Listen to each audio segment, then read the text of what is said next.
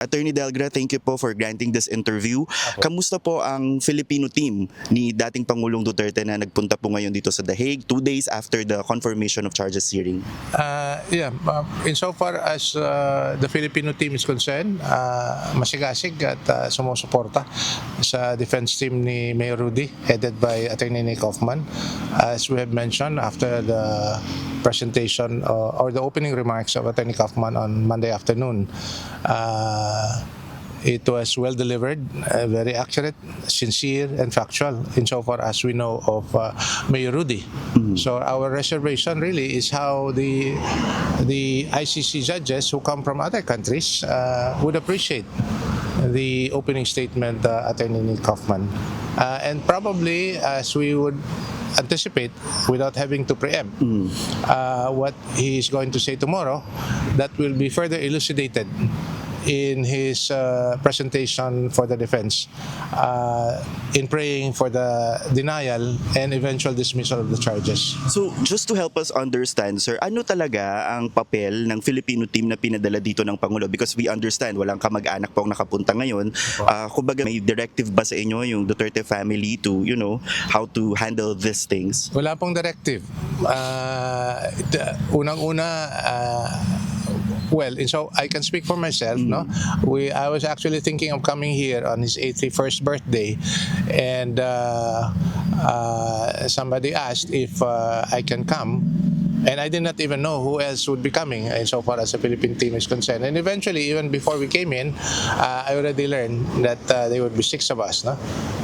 Si E.S. Bingbong Millaldea, Atty. Sal Panelo, Cesar Dulay, Sec Bebot Bello, and Attorney Fred Lim and I. So nag-usap-usap na rin kami. And basically, our coming here is to lend moral support as well as any assistance that we can extend to the defense team. Having said that, we in fact have dinner with Attorney Kaufman and Attorney Nikki, his assistant, last night, and we discussed about the case. Okay. We cannot get into details, however. Hindi natin ma-prep. But so far, with what you've heard from the prosecutors and witnesses, pero kayo po ba naniniwalang kaya na hindi tumuloy sa isang trial itong kaso ni dating Pangulo?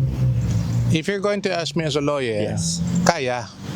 But my observation is that any case that is brought to the ICC may malalim at malakas na political underpinnings. So the political factors will hold sway insofar as the resolution is concerned. But on the matter of having to look at the case as judicious as it may be, no? Under a atmosphere of judicial scrutiny, confident ako at confident yung team.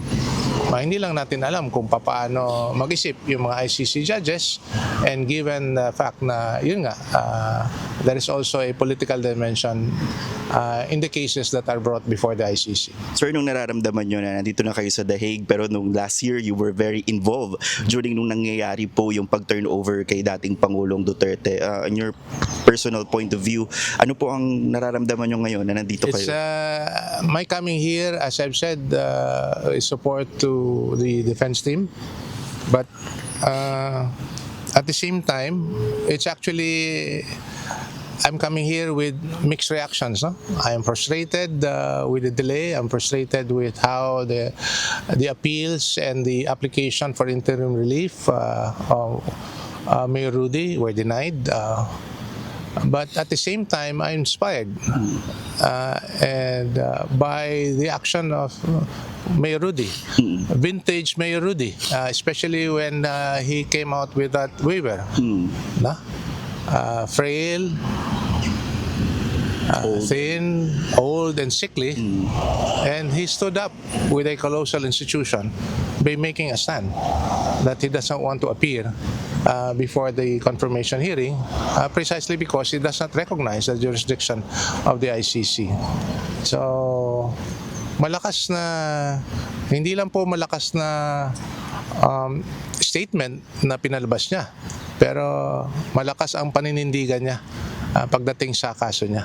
At the end of the day, siya ang maninindigan sa kaso niya. Okay. Hindi ibang tao. Okay, last na lang sir, mensahe nyo na lang po sa mga taga-suporta ng dating Pangulo who, monitoring the developments closely.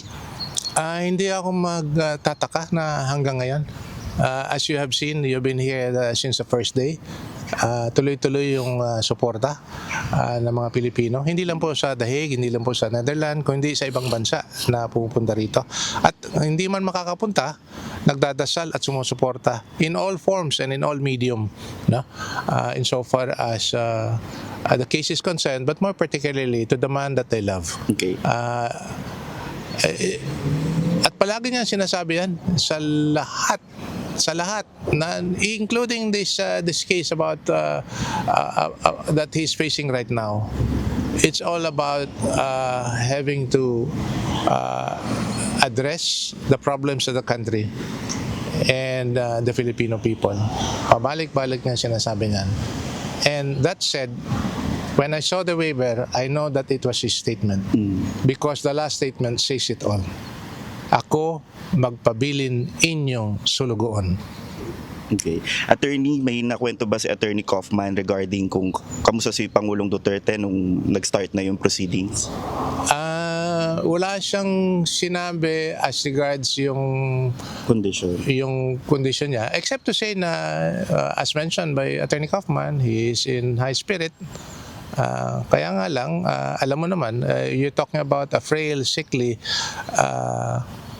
80-year-old man, no?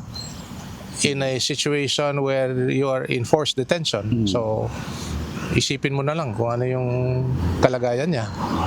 But nevertheless, tuloy ang paglalaban niya sa kanyang kaso. So, insofar as the people who loves him, as he have loved them in return, tuloy din ang suporta natin sa kanya. We can do no less. Okay. Attorney Martin Delgra, sir, thank you for granting this interview po.